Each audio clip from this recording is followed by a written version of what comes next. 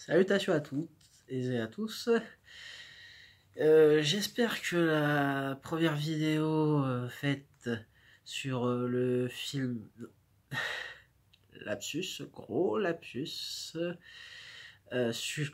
sur le artbook Vintage and Badass, le cinéma de Tyler Cross, vous aura plu. Là, j'ai décidé de faire une nouvelle vidéo de recommandations, critiques, vlog, tout ce que vous voulez, sur sur une BD, cette fois-ci une BD pure, euh, une BD qui a un rapport avec le genre noir, autant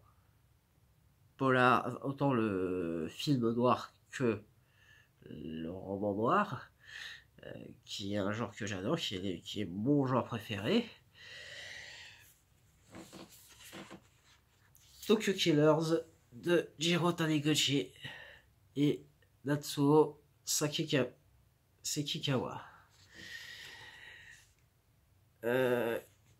Taniguchi, qui nous a quittés il y a quelques années, était avant tout connu pour ses BD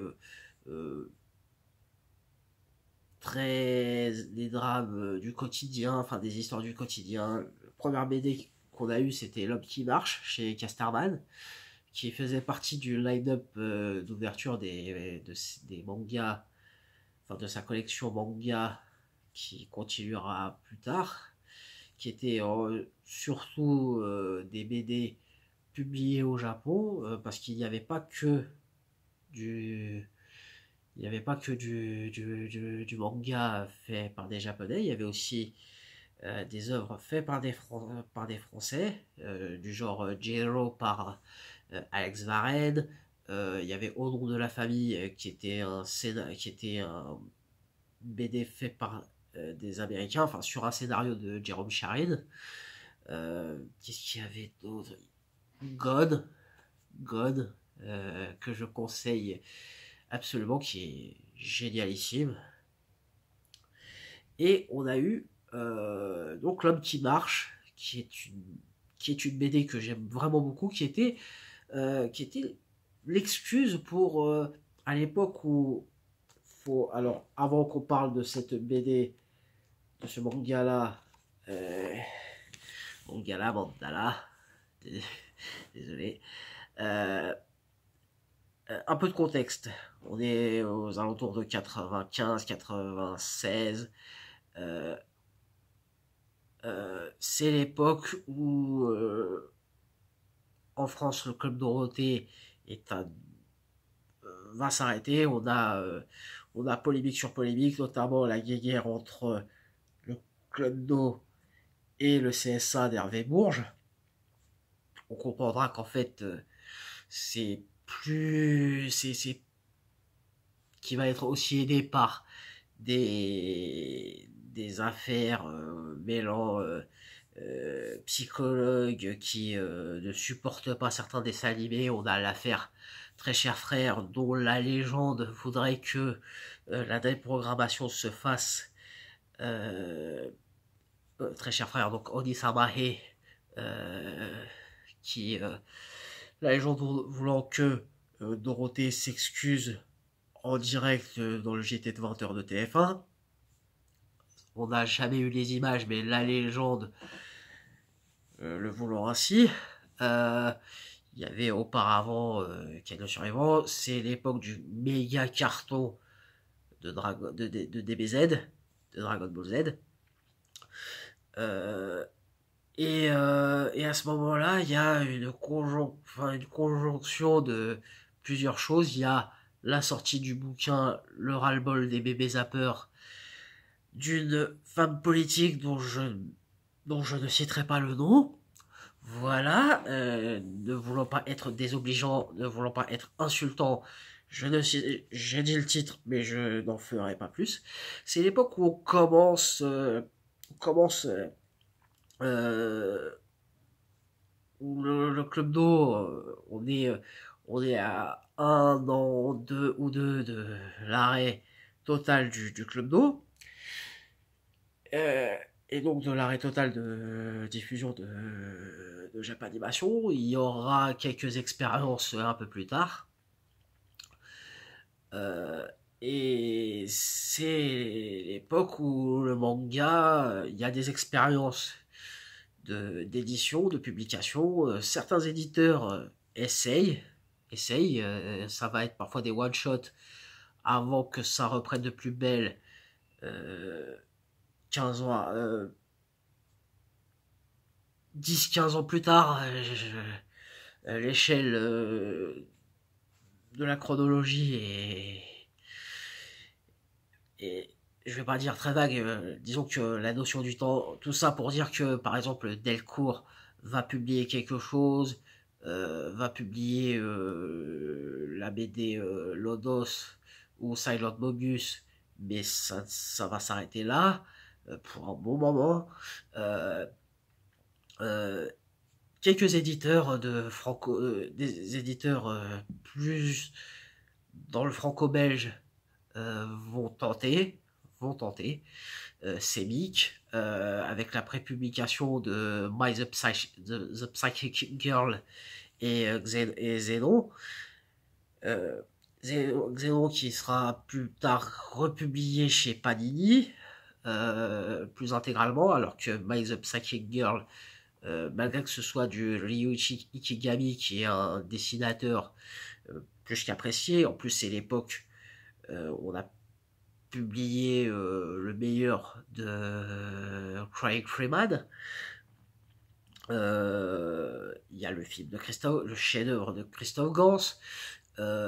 On a eu un peu de Sanctuary, mais bon, ça n'a jamais été à terme. Il faudra attendre plusieurs années pour que ce soit à terme. Et pour certains titres, ça sera la douche froide. On comprendra que, en fait, Glénat a publié le meilleur de. Dans le cas de Craig Freeman, on comprendra qu'ils ont publié le meilleur de la série. Et que Gans a publié a adapté le meilleur de la série. Et je vais même aller jusqu'à dire qu'il l'a transcendé. Craig Freeman, petit aparté, mais bon, qui fait partie de la mise en contexte. Et pour moi, une des rares adaptations qui est meilleure que le matériau d'origine. Malgré que le dessin de Ikigami est absolument magnifique, je trouve que Gans a fait un film magnifique, un des plus beaux néopolars français, qui soit une des plus belles hybridations des cultures. C'est magnifique, vraiment, vraiment, vraiment, vraiment. Donc, dans ces remises en cause, donc c'est l'époque, en plus c'est l'époque où on censure. Donc le manga a très mauvaise presse. C'est, disons que dans les années 90, le manga ou la manga, pour ceux qui veulent la jouer hipster terme qui en fait a été donné par Frédéric Boilet, scénariste, dessinateur, qui parle de la manga comme de quelque chose, comme d'une œuvre spécifique. Le manga, c'est c'est l'œuvre globale, c'est les mangas mainstream, c'est les shonen, c'est les shoujo, alors que la manga c'est plus pas un télo, mais on va dire, voilà, il y a la différence entre le manga qui est global, et la manga, c'est, bref, comme il y a le cinéma d'auteur et le cinéma commercial, voilà. Et à cette époque-là, des éditeurs plus spécialisés dans le franco-belge vont essayer l'expérience manga avec plus ou moins de bonheur. Donc Casterman. Et il y aura un petit peu plus tard Dargo qui va continuer. Et Casterman va prépublier quelques titres, dont L'homme qui marche, qui va être la découverte d'un dessinateur. C'est, on va dire, le manga à faire lire pour ceux qui détestent ça. Qui détestent qui détestent les japaniseries, les gagaboliens, j'en passe des vertes et des pas mûres. avec en plus l'instauration des quotas. Bref. Et donc Taniguchi sort L'homme qui marche, qui est une errance, littéralement, c'est un road manga. Voilà, tout est dans le titre. Tout est dans le titre. Ensuite va être. Et ça marche plutôt bien, c'est bien perçu, comme on le dit. Disons qu'il y a Taniguchi et le reste. Je vais pas dire les autres. Il y a Taniguchi et le reste. Et, voilà, c'est la bonne excuse, comme Miyazaki. Voilà, il y a les films des studios Ghibli et tout le reste. Et tout le reste. Je parle des années 90. Je parle des années 90.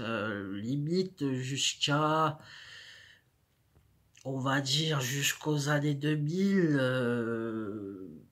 On va dire jusqu'à la première moitié des années 2000, avec l'arrivée de films euh, de blockbuster geek, ce que j'appelle les blockbuster geek, euh, ça va être Matrix, ça va être Kill Bill, qui vont rendre qui vont rendre le manga supportable, acceptable, pour ne pas dire tendance. Euh, et voilà, donc dans les années 90, Taniguchi, c'est, on va dire, la première marche pour l'acceptabilité du manga. Et va être publié d'autres séries, d'autres romans graphiques, puisque ça s'inscrit totalement dans ce courant-là. Euh, le journal de mon père, Quartier lointain, qui va être une quinzaine d'années plus tard adapté et au théâtre et ensuite au cinéma par des Français. Un ciel radieux aussi, qui va être aussi adapté. On va dire, Taniguchi, c'est vraiment la vitrine acceptable du manga. Comme Miyazaki et Takahata, surtout Miyazaki, va être le versant acceptable de la japanimation. Voilà, donc vont sortir aussi un ciel radieux, donc qui va être plus tard, qui va être adapté aussi à la télé par un certain Nicolas Boukrieff que j'embrasse. Il y aura aussi beaucoup de Le Gourmet Solitaire, voilà, donc tous ces œuvres-là. Il y aura même des idées de collaboration. Icar avec Moebius, ni plus ni moins que Moebius. On dit que ça s'est assez mal passé. Euh, Encore que Icar, ça va être à part. Je le mets vraiment à part parce que c'est dans tous les œuvres qu'il va faire post L'homme qui marche. Il y a une série qui sort, qui est assez particulière, qui est une série assez antérieure à L'homme qui marche, qui est Le Chien Blanco, qui est, on va dire, sa première grande série d'auteur, où il a les pleines manettes, où il est... Parce que jusqu'à présent, tout ce qui sort, il en est le scénariste, il en est l'auteur complet. Euh, il y aura une grosse exception qui, on va dire, la cassure entre deux périodes de sa carrière, qui est Autant de Bochan, qui le fait avec au scénario Sekikawa, son scénariste attitré de sa première période, parce qu'il y a plusieurs périodes dans l'œuvre de Taniguchi, qui est une fresque sur sur la restauration du Japon à travers le poète Bochan. C'est Les Japonais aiment beaucoup raconter comment la petite histoire dans la grande histoire. Il y a l'arbre au soleil de Tezuka qui n'est pas réédité et c'est un scandale, c'est totalement injuste. Euh, Plus tard, je dis plus tard dans la chronologie narrative, l'histoire des trois Adolphes, qui est the chef-d'œuvre à mes yeux. Même des films comme Les Derniers Samouraïs de Keiji Misumi, qui est un chef-d'œuvre que je vous invite à voir absolument. Malheureusement, le DVD Wildside est hors de prix, mais matez-le, c'est magistral. Quoi d'autre aussi,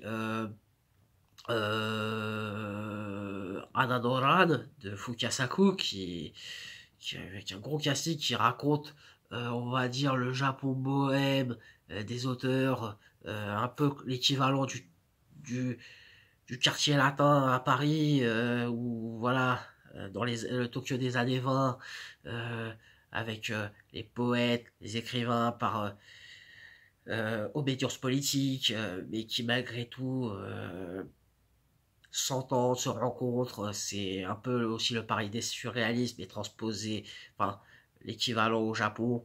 Et surtout, seul film où Fukasaku dirige Yusaku Matsuda.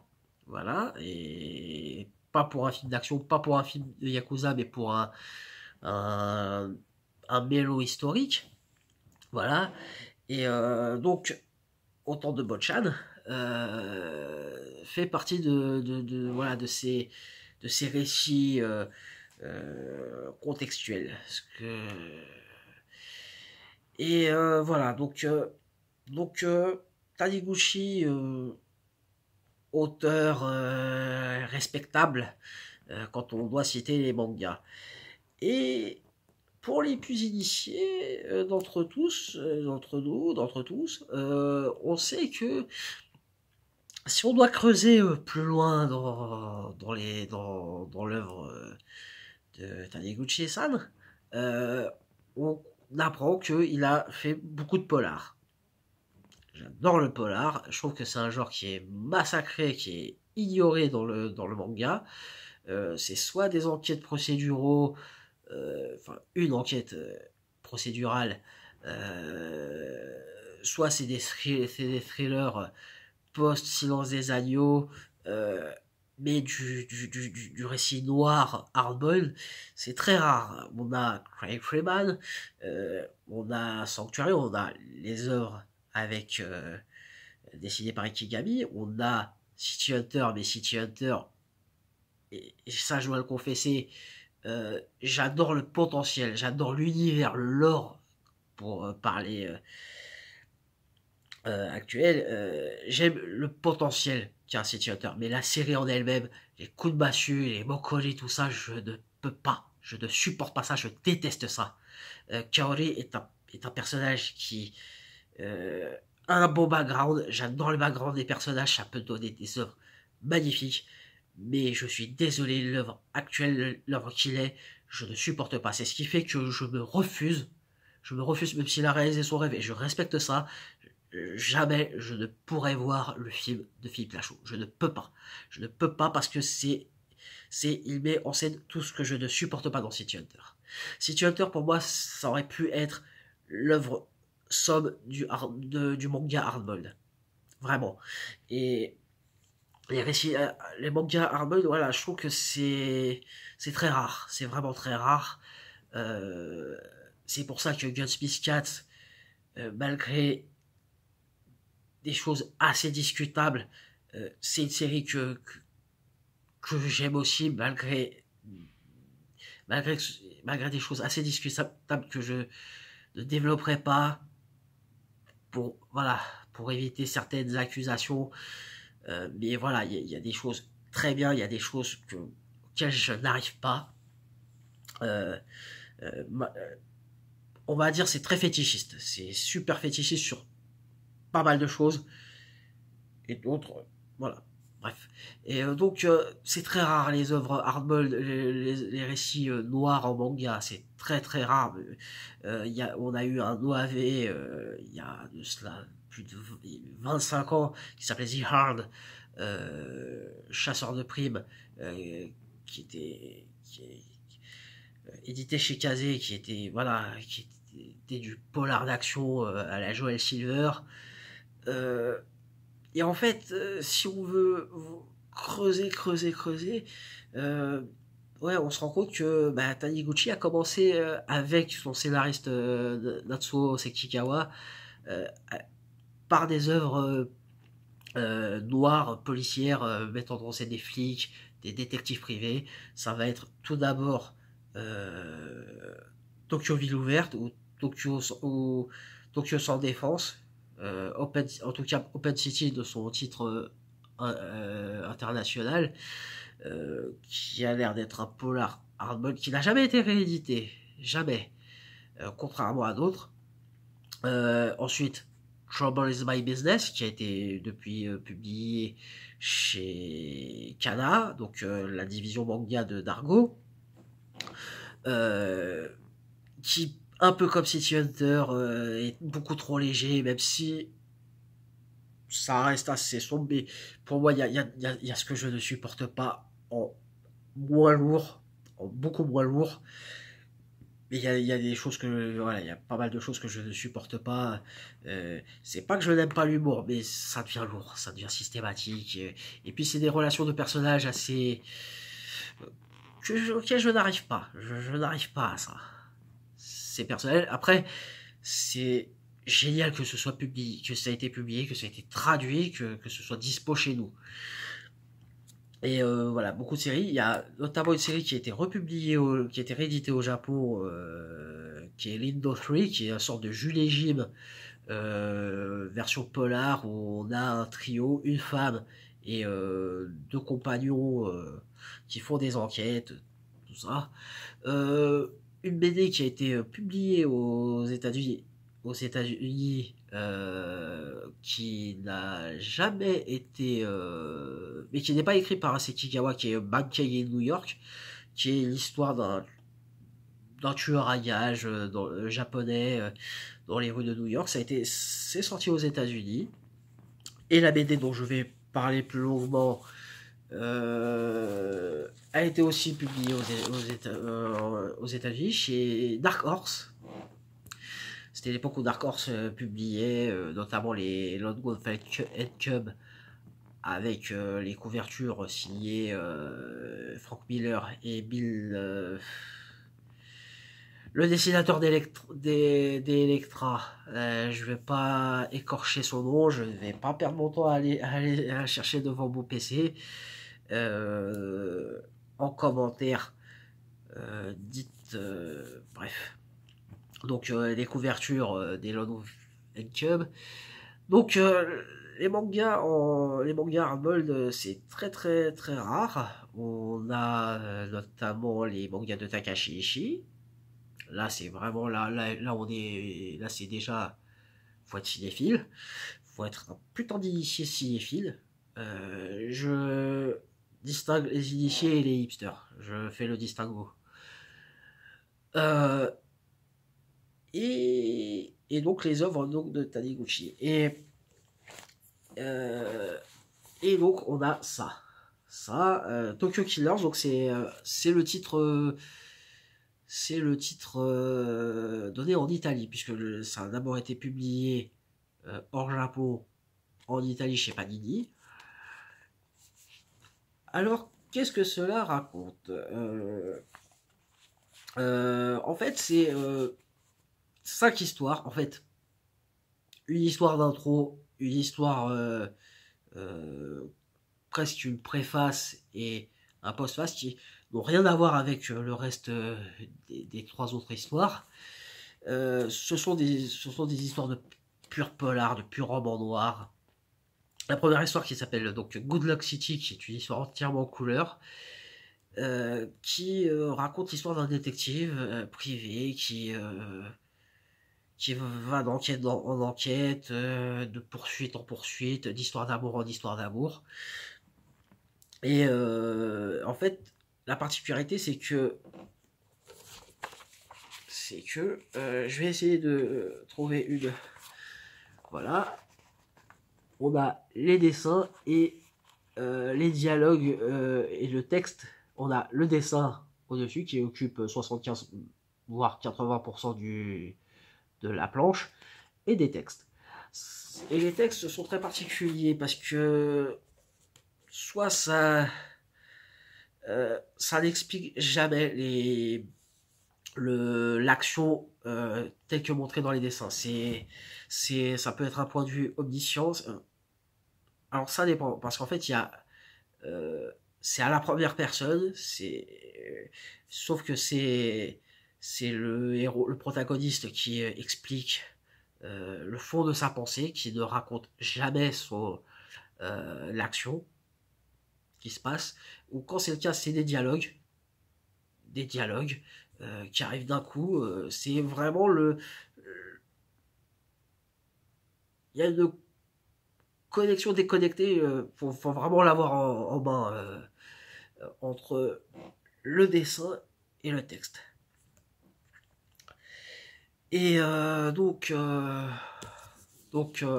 voilà, donc il y a ça qui est une histoire courte de d'une plus d'une trentaine de pages, et qui a cette particularité, donc qui à la base devait être une série qui était une série assez inachevée. Voilà, et sauf que en général les œuvres inachevées c'est. Et là, Taniguchi a réussi, voilà, à faire cette dernière planche absolument magnifique, comme si, voilà, le personnage qui était physique, réel, euh, disparaît.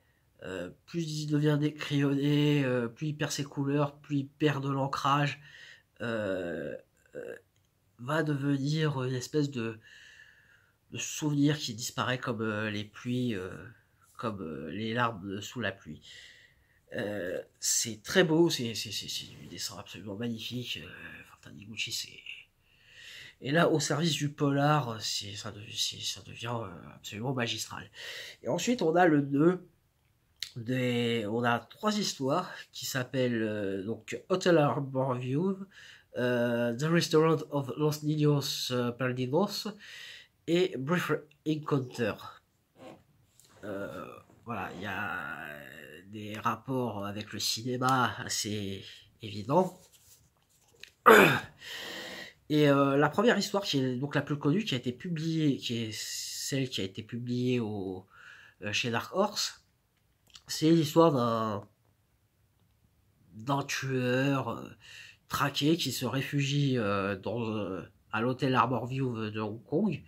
Puisqu'en fait, la particularité des 3 histoires centraux sont liées par un personnage féminin qui apparaît dans les 3 histoires, soit en tant que personnage secondaire, en tant que pas silhouette, mais elle apparaît dans la deuxième le temps d'une planche pour devenir le sujet même de la troisième et dernière histoire.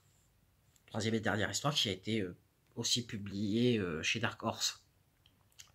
Et donc la première histoire, donc on a un tueur qui est en fuite, en cavale, en exil, qui est qui a un rapport avec la mort, avec la fin, avec le déclin, un rapport amoureux. Il le dit même dans les dialogues, dans ses répliques. C'est quelqu'un qui aime la fin, qui aime l'idée que, que tout a un déclin, que tout se décline. Et,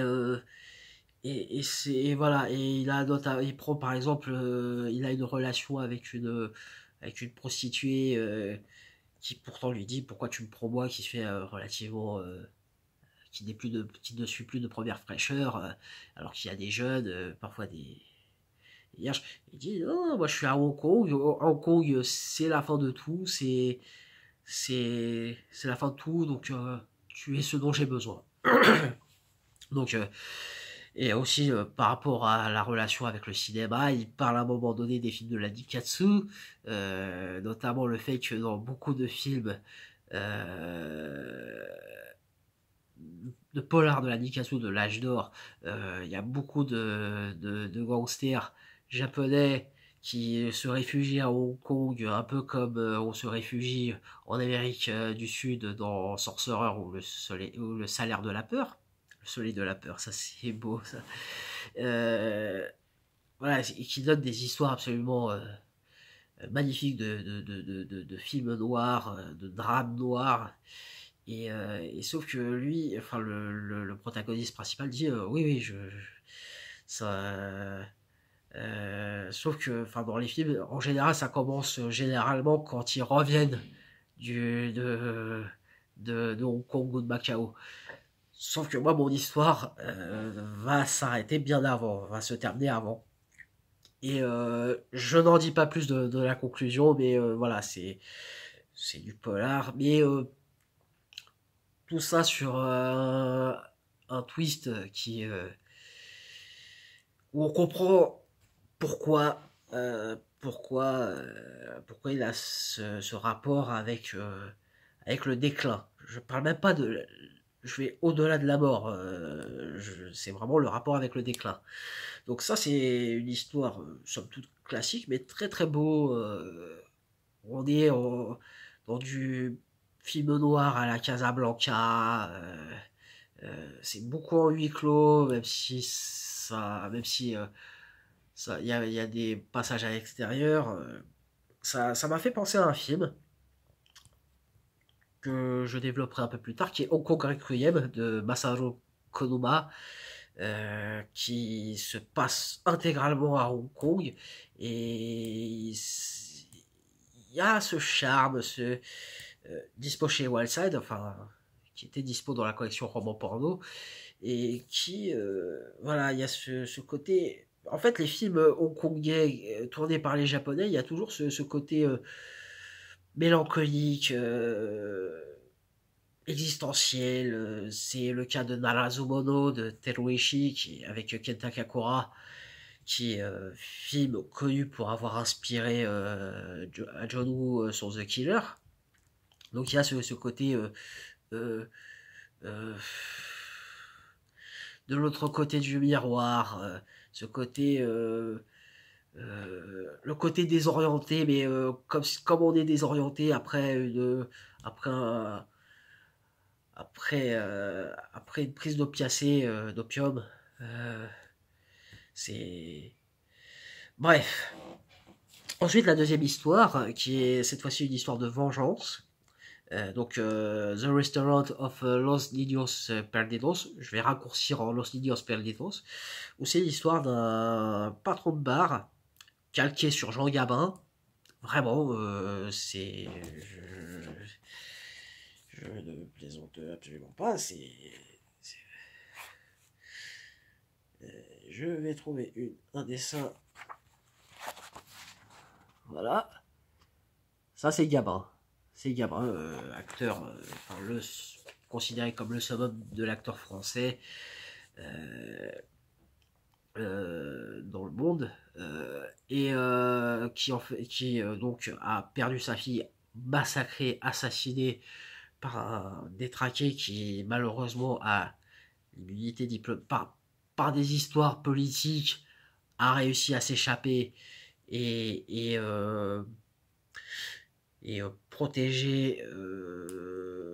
Enfin, il est au Venezuela, à Caracas, et en fait, et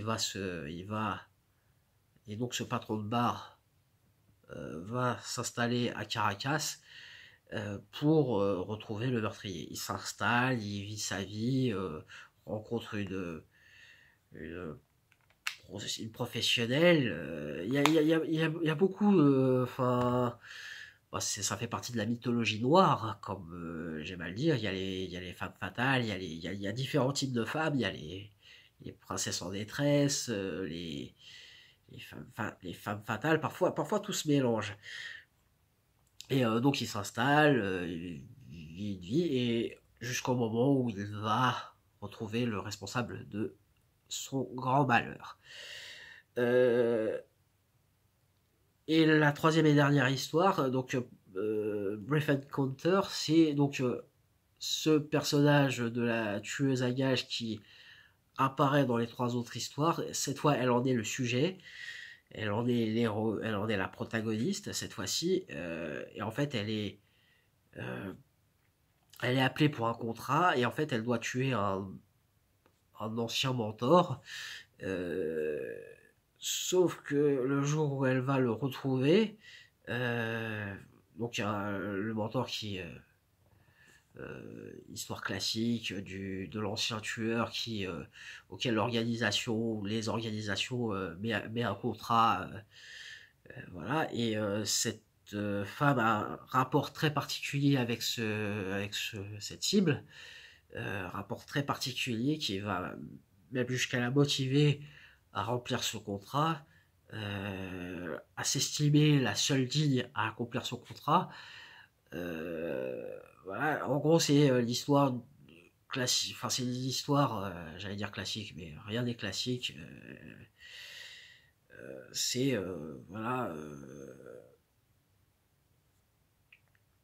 quelle est la place dans la mémoire de ton premier amour? Voilà, c'est, est-ce que, voilà, tes souvenirs, et voilà, alors que certains se rappellent plus euh, de l'autre très fortement, c'est-à-dire c'est inscrit, c'est imprimé, alors que d'autres oublient comme une allumette, comme une allumette consumée.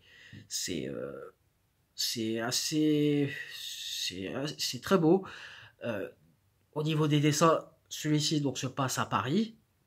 Alors il a reconstitué, mais c'est absolument fou. C'est absolument fou, notamment toutes les parties dans le métro. C'est reconstitué mais d'une force. Ah, mais Taniguchi, ça reste un des meilleurs dessinateurs qui soit, véritablement. On peut ne pas aimer euh, euh, ça, la- les dernières années de carrière où il s'est internationalisé, il est devenu le dessinateur acceptable, le mangaka acceptable aux yeux de tous. Euh, mais voilà, c'est absolument magnifique. Voilà, donc trois histoires, des histoires qui se passent dans des pays étrangers, donc Hong Kong, dans des villes étrangères, Hong Kong, Caracas et Paris. Donc voilà, ça c'est le nœud de ce manga. Ou Gekiga plutôt, c'est étant donné que qu'on est, voilà, c'est pour moi on est plus vers le Gekiga, c'est-à-dire le versant plus adulte, plus mature du manga. Et, le manga, enfin, le recueil se finit par une dernière œuvre qui est Meurtre au Tokyo Heat, qui est basée sur une nouvelle d'un auteur assez peu connu, enfin très très peu connu, et qui s'appelle Alain Saumon. Alors Alain Saumon, on a dit beaucoup de choses sur lui, qu'en fait l'ont créé de toutes pièces. Il existe. Il existe. C'est juste que pour diverses raisons qui seraient assez compliquées à expliquer, euh, ces œuvres ne peuvent être republiées. Euh, c'était une nouvelle qui à la base devait être publiée dans Metal Aventure, qui était le magazine dérivé de Metal Hurlant, qui était plus, comme le titre l'indique, des histoires d'aventure, policières. Et, euh, donc ça avait été totalement rejeté. Et donc Sekigawa, qui était très pote avec Somo, lui a proposé de le faire faire en manga par Taniguchi. L'histoire, c'est donc un Français qui part s'installer au Japon pour découvrir le fonctionnement des Yakuza. Un certain Robert Larochelle, qui en fait est un personnage assez récurrent dans l'œuvre de Somo, qui est un jeune étudiant flambeur. C'est un peu James Caan dans le. C'est un mélange entre James Caan dans le flambeur et Robert Mitchum dans le euh, dans Yakuza, ou plutôt comment il s'appelle, au Sean Connery dans Soleil Levant, c'est-à-dire quelqu'un qui connaît la culture japonaise, et qui est installé là-bas. Et ce qui est malheureux, parce que pour avoir rencontré Saumon, qui est un auteur absolument génial, mais malheureusement personne ne peut publier pour diverses raisons qui sont en rapport. Enfin, quand on lit les bouquins, quand on a accès aux bouquins, on comprend totalement que c'est quelqu'un qui a une vie aventureuse. Maintenant, il est installé au Japon. Et son personnage de Robert La Rochelle, bah voilà, c'est clairement lui, c'est quelqu'un qui est atteint qui a pour addiction le jeu, euh, qui, euh, qui a besoin de tester ses limites en rencontrant les Yakuza, qui a une fascination pour la culture japonaise, euh, voilà, et donc cette histoire courte, et surtout il a un rapport assez particulier avec le cinéma Yakuza, c'est vraiment des... Et donc l'histoire c'est donc ce Robert La Rochelle qui donc s'installe au Japon, se lie avec un chef Yakuza qui va culminer jusqu'à lui faire montrer un meurtre à la mode de Tokyo, euh, qui était donc le titre original de la nouvelle, euh, rebaptisé pour le manga Meurtre en Tokyo 8, qui est en fait une reprise totale de la fin de Fleur Pâle de Shinoda, qui est vraiment l'œuvre préférée de son monstre, qui d'ailleurs nous a liés tous les deux.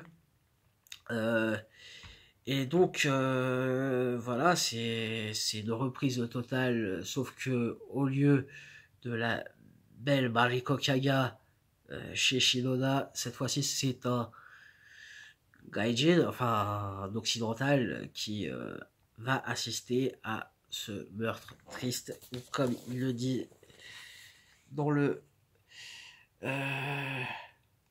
triste et silencieux. Voilà. Et ensuite on a donc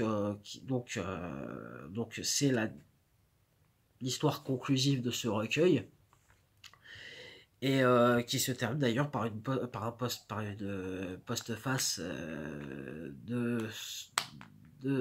l'auteur, enfin de l'auteur original, qui explique toute l'admiration et tout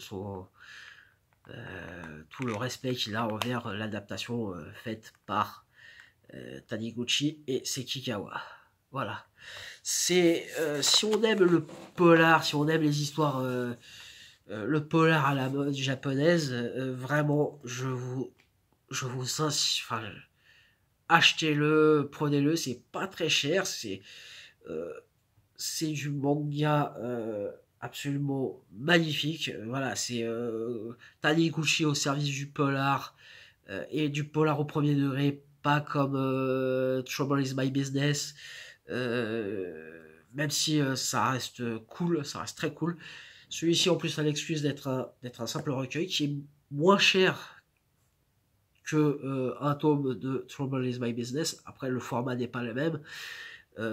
Après, si vous voulez lire aussi Taniguchi dans le genre polar action pur, Ice Age, qu'il a scénarisé pour le coup, qui est où là il se confronte à la science-fiction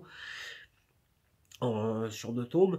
Garoden, où il fait un manga de baston, génial. Enmigo, que j'adore, qui est une histoire de mercenaires, de sauvetage, un mercenaire qui doit sauver son frère kidnappé par les guerriers roses. C'est génialissime. Alors, beaucoup plus récent, beaucoup plus dans les dernières années, mais il revient dans l'œuvre noire, c'est le sauveteur, qui est une histoire géniale. Il mêle son amour pour l'alpinisme qu'il explore dans plusieurs mangas, Le Sommet des Dieux, K. Et dans celui-ci, c'est une enquête, une aventure, façon prisonnière du désert, moins noir, moins cruel, mais en gros, c'est l'histoire d'un guide de haute montagne qui doit revenir à la ville pour respecter une promesse qui est de s'occuper de la famille de son défunt meilleur ami. Et il va le faire, il va se retrouver dans le Tokyo Interlope, c'est génial ici, moi c'est vraiment un manga que j'adore. Donc voilà, si vous voulez réexplorer, on va dire un pan assez particulier de l'œuvre de qui est le fondement même de Taniguchi. Si vous voulez découvrir autre chose que ces histoires du quotidien, y a cela, donc et aussi Skyhawk. Skyhawk qui est génialissime, où en gros c'est deux samouraïs exilés en Amérique qui se lient avec des Indiens qui va culminer jusqu'à Little Bighorn. Magistral, c'est génialissime. En plus, là les titres que je vous ai donnés sont des one shot, donc et bon, il y a aussi le livre du vent, et publié chez Panini, alors que la plupart des autres c'est chez Saka, qui est donc devenu le nom du label manga de Casterman. Et un autre manga qui là est en grande taille, qui est Blue Corner, ou Blue Fighter plutôt, qui est un manga de boxe, qui est juste génialissime. Donc voilà, si vous aimez vraiment explorer le manga nerveux, dessiné par un des plus grands mangaka qui soit, donc Enmigo, Skyhawk, le sauveteur, Icar, quand même, l'œuvre, le dessin, voilà, la rencontre Taniguchi-Moebius, Ice Age, qui est en 2 tomes cette fois-ci, le livre du vent, Blue Corner et Garloden, voilà. Voilà, donc, qu'est-ce que je peux dire d'autre? Ben voilà, c'est très important, les librairies viennent de réouvrir, vraiment, je vous le conseille absolument, plus les titres que je vous ai donnés, euh, que je vous ai cités, voilà, c'est une façon et si possible, s'il y a possibilité qu'un éditeur, que ce soit Kana, euh, puisse publier d'autres œuvres de jeunesse, des premières années de Taniguchi, du genre Hunting Dog, qui est un espèce de Blade Runner, qui est sa première BD en tant qu'auteur total, c'est-à-dire dessinateur et scénariste. Ça, j'adorerais que soit publié ça. Évidemment, Open City ou Ville sans défense. Mais ça, j'adorerais. Déjà, ça changerait de la légèreté de Trouble in My Business. Et voilà. Donc, voilà, sur ce, prenez soin de vous, prenez soin de vos proches. Et voilà. Ciao, bisous.